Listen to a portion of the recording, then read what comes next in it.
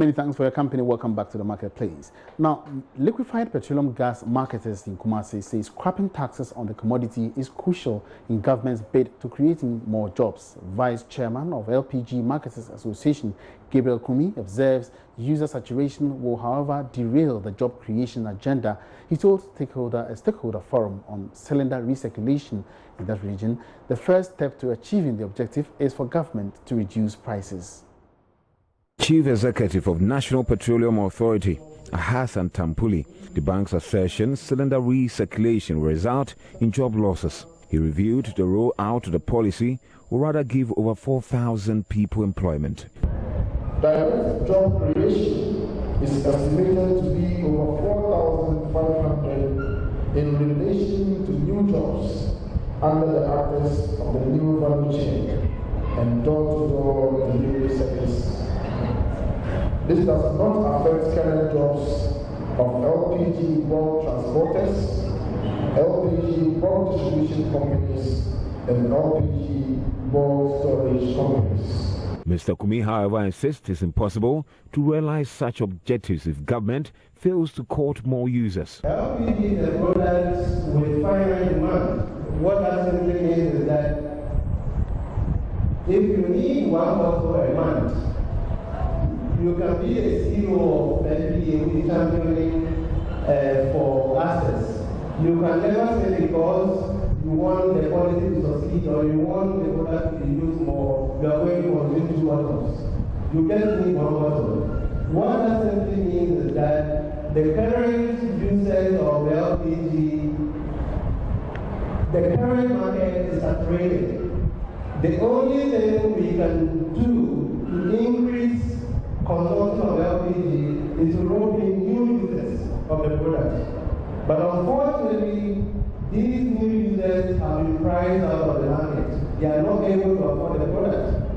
So the only way to increase penetration, to increase access, and to increase consumption is to ensure that the price of the product comes down. The cylinder recirculation model seeks to provide direction on marketing and distribution of LPG in safe and efficient manner. It is to facilitate increased access to LPG nationwide. Government aims to ensure at least 50% of Ghanaians have access to safe, clean and environmentally friendly LPG for increased domestic, commercial and industrial use by 2030. Some stakeholders share their thoughts of Joy Business. As a matter of fact, the policy in a way is not bad, but I'm having a problem with availability. I've been in this business. I'm an employee to the company. I'm from Sigma Cylinder Manufacturing Company. I'm the branch manager in Kumasi. Upon our effort to make sure every corner of the country have cylinders, we still have shortage most of the time.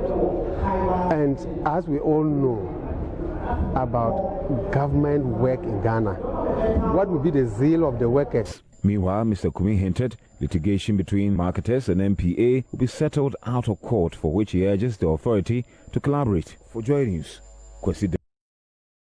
Let's stay within the petroleum downstream sector because the Chamber of Petroleum Ghana, COPIC, is calling for stricter punishment for all oil marketing companies that are found culpable for fuel under delivery. This follows the Ghana Standards Authority's move to name and shame some fuel stations for tampering with fuel pumping devices, among others. Executive Secretary of COPIC Ghana, Duncan Amoa, spoke with Joy Business after inspecting some of the affected filling stations at Alajo, Sakaman and Kaswa, all in Accra. Some clearly have rectified whatever anomalies that existed. You can say for Total, like you just saw, you can say Goil has done an impeccable job. Others too, is a storytelling situation. Even the 10-liter can, they don't have. Some are operating in very funny conditions. And so those ones, we will go back to the GSA and even put our recommendations back to them. But what we have seen today, some are living up to what the consumer expects. Others are also doing their own thing altogether. And we'll put all of that together shortly. People are not either investing in their stations, or others are deliberately tired of, putting in money, and their systems are just failing. With the exception of what we've seen now with Goil and Total, I think the others have been quite abysmal. We think that the sanctions would need to be deterrent enough. If people are supposed to maintain a certain standard and they go below the standard and it inconveniences or cheats the public, then the sanctions will have to be steeper than they so far have been. So that will be part of the discussions we will be having with the Standards Authority next week, Monday. If you have a station that does say 10,000 liters a day and the customer is losing just 1%, you are talking of almost 100 liters gone. So if you multiply 100 liters by 5.2 something, that's money. And so we do not think that the customer should walk in here looking to buy 20 cedis and go home with 14 cedis. Away from petroleum now, the Executive Secretary of the Ghana Association of Savings and Loans Companies, GASALG, Trinibua Kodua-Boakye, has called on all customers of savings and loans companies and other specialized deposit-taking institutions to remain calm as the Bank of Ghana undertakes some reforms in the sector. Speaking on the business edition of PM Express on JoyNews last night, he advised customers not to rush to withdraw their cash from such institutions. Mr. Trinibua Kodua expressed confidence in the process that has started and noted their deposits will be safe. He calls his call come at a time where there have been rumors some institutions are facing imminent collapse, leading to some panic withdrawals. As we progress, depositors will begin to realize that it is hardcore money that the government and the regulators have pumped into the sector. You played that 11 billion. Look at microfinance one, we added another 900 million. All those monies, it is like the government has bagged it, put it in a sack and said, I'm sharing it amongst the populace. And so far we've saved, with this exercise, we've saved more than 1 million depositors. So if I'm a customer, I rather will have to remain calm and expect that the exercise is completed and that tomorrow becomes better. And of course, those who have lost their institutions, it is never easy. Jobs have been lost. Even if one person who loses his job, he has other dependents, and so you cannot say that if it is one person, it's nothing, it is something. Meanwhile, the Executive Director of the Ghana Microfinance Institutions Network, GAMFIN, Yao Jenfi, is also cautioning customers who take loans for frivolous purposes to desist from the practice and borrow only for the required purpose. He believes this is one major cause of the current challenges the banks are going through and must be checked. He described the practice as high-life loans. Now, there are times too people also take what I call high-life loans.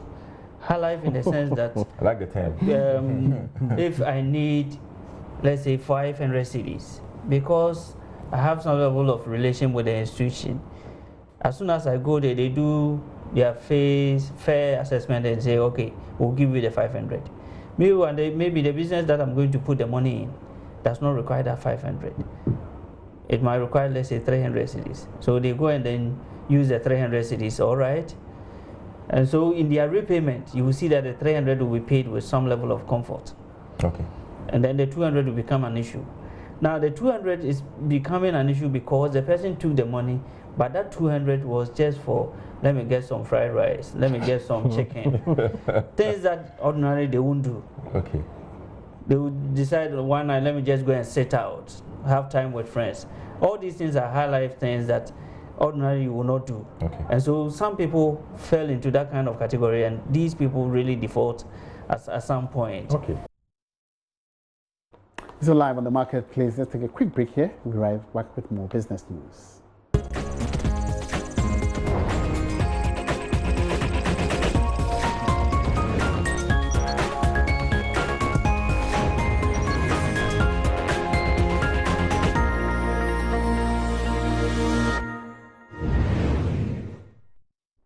Thanks for staying. Now, despite trying times for its brand, Huawei Ghana has launched a new smartphone here in Ghana.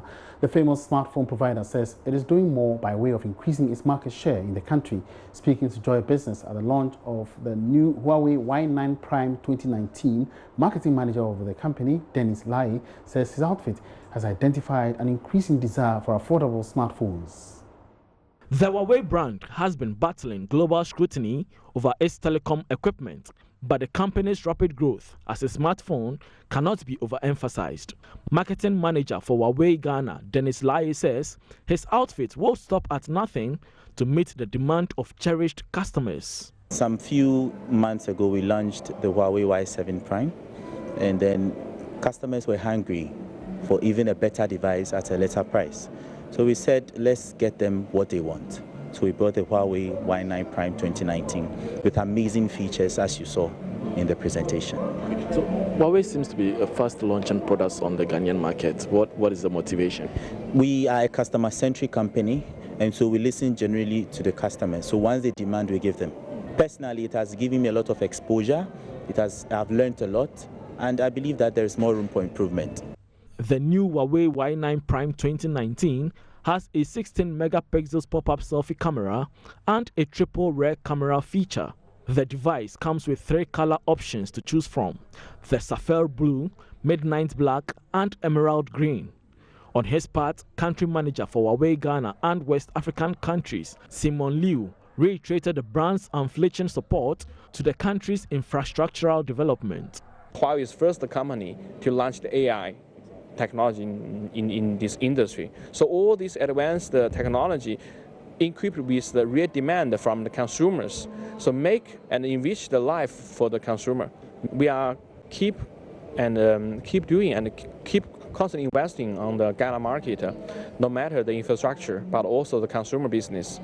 In Huawei office, the localization is a high percentage. We call it localization, global plus localization. Some lucky winners at the event took the new sensation home. Others present at the launch had the rare opportunity to interact with the device. Bismarck Ausa, Joy Business. Now, Ecobank Ghana is urging relevant institutions to improve education and awareness on voluntary blood donation in the country. The call follows concern by the National Blood Transfusion Service that many Ghanaians shy away from donating blood voluntarily. Managing Director of Ecobank Ghana, Dan Saki, made the call when Ecobank partners with Nestle and NS Chemist to launch a blood donation campaign to mark World Blood Donor Day, which is celebrated every June 14. The theme for this year's celebration is Safe Blood for All. Interested in the well-being of our communities, the well-being of our population, from which we draw our client base. We believe that a healthy population will be a healthy group that will then be able to benefit from our banking services, for which we also intend to grow. Which other way do you think voluntary blood donation can be improved in the country? I think it's important that we work together to improve the awareness. Most people are not aware of what you need to do to be able to donate. Most people are not even aware that you can donate voluntarily on a regular basis, at least 3 times in a year. And we need to improve the education aspect of that. We need to put more information out there for our people so that people will donate on their own on a voluntary basis. So that when you need blood, that is not the day you are called upon to donate. When you need blood, blood will be available in the various blood banks to be able to meet the needs of our health population. I think one of the key MDGs is universal health care, and achieving it is important towards the ultimate objective of maintaining a healthy population. The interest we have is also to ensure that we promote a healthier lifestyle. If we can promote a healthier lifestyle, we would be going a long way towards promoting a healthy population from which we draw our client base. So we do have an interest as a business in that side. Thank you. Now, salt manufacturers want government to cut down the importation of salt to enhance the market for their produce. They say despite Ghana having the capacity to produce more than sufficient salt for the country, they are unable to up their production due to inadequate demand. Some managers of 2 salt companies, Diamond Salt Company and 7 Seas, have been interacting with Joy Business. According to the Ghana Export Promotion Authority, Ghana's salt industry, as of 2009, produced between 250,000 and 300,000 tons of salt annually, despite the potential to produce 2.2 million tons. Interestingly, the country consumes just 20,000 tons of the total production, leaving an excess of over 250,000 tons. General Manager for Diamond Salt Company says despite the company having more than sufficient capacity to produce salt, they are unable to produce at maximum capacity due to the high importation of salt. Produce more salt, we need the market, but comparatively the competition is more and the market, we are not getting market. If the market is improved, we can produce more salt and we can sell. We getting some information, some salt also still importing, but that is we don't have any records with us. So the government has to be looked after because we have already sufficient salt we can produce in Ghana. So then there is no import, then our sales will increase in the country. This notwithstanding, the local salt manufacturers say government should explore alternative markets in Nigeria for the industry. Nigeria is using plenty of salt. Nigerian country is using Necos country more salt for the industrial purpose also. If you can get any approach to export to Nigeria, it is give more good market what we are feeling. And even now small we are exporting to Togo, Benin and Burkina Faso. Still we are exporting small. But if the large way we can export in Nigeria, it will give us better price and market what we are feeling. Public Relations Officer for 7C Salt Company also added his voice to the call. We are even producing more than the demand of the country, Ghana. There is no need for Ghana importing salt from anywhere.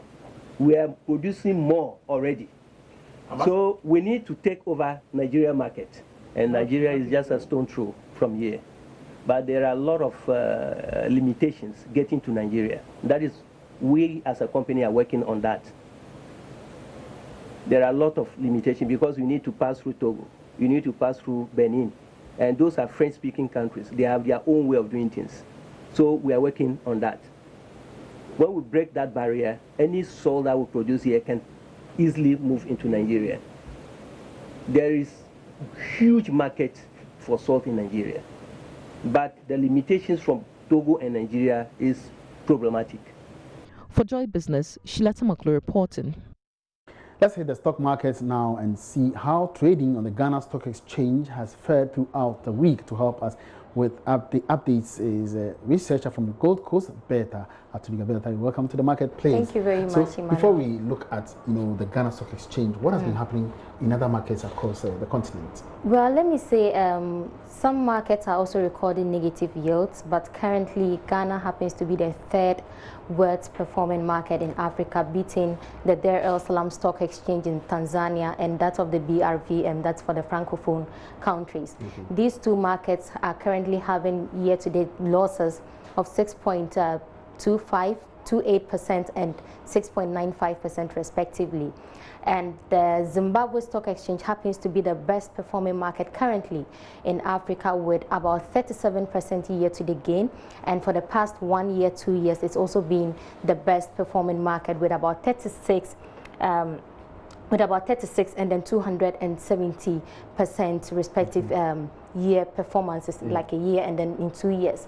When you come down to Ghana, the Ghana Stock Exchange this week, it began with a loss of 5.47% and then it closed at negative 6.15%, and that still puts it in the third position on the African market. Now, the composite index that measures the average performance of the entire market, it records a week-to-date loss of 2.82% and then a 4-week gain of 1.02%. That's to tell you that within a period of 4 weeks, the stock market has been able to pick up slightly, but within a period of 1 week we've seen losses. Now this week, and before I come to this week, the financial stock index also started the week at negative 2.01% and then it closed at negative 3.55%. That's as a close of yesterday's trade. And it records a week-to-date loss of 2.82% and a 4-week gain of 1.15%, and that actually moves in the same direction with the composite index. This week has not been too good for a lot of equities as they lose on their opening values on the stock market, with the exception of a few that added up and lost as well. Like there's been this volatility in some equities on the market. EGL lost a peso and it's currently priced at 2 Ghana cedis 18 pesos. FML lost 50 pesos within this week, trading 500,000 shares, and it lost 50 pesos of its value and is now at 7 Ghana cedis per share. And as of today, we haven't seen any trade yet in FML. When you look at the top, GCB lost 52 pesos but managed to trading 405,000 shares, but I managed to gain 4 pesos yesterday, trading 12,100 shares, and it's currently priced at 4 cedis 57 pesos. We had MTN, one of the very volatile equities on the market. Now MTN lost a peso to close at 72 pesos at week open, and then it gains the peso back again, and then it went to 73 pesos per share. And as at now, like as we're speaking on the stock market now, MTN has lost that peso again. All right, so let's quickly take a look at the currencies. How has the Ghana cedi been faring? The cedi has been relatively stable against the major trading currencies, especially the dollar and then the euro. Let me be specific there. Now, with regards to the dollar, for a past 1 month, we've seen it being between 5.1, 5.3. And by close of today, like as of today, the cedi had lost 0.18%. That's very marginal to the dollar, and is currently at 5.38 Ghana cedis to $1. In the euro, it lost 0.65%, and it's at 6 Ghana cedis 7 pesos per cedi to 1 euro. And for the past 10 days, we haven't seen significant changes. It's been very marginal, going up and coming down. Yeah. So let's wait and see next week whether it will maintain some kind of. Actually, we are expecting it to maintain that stability on the forex market. Many thanks for that update. Berta Atubiga is a researcher from Gold Coast, and on her voice, we wrap up this afternoon's edition of the Marketplace. Many thanks for your company. Do join me again next Monday for more development in the world of business. My name is Emmanuel Abuaji. We are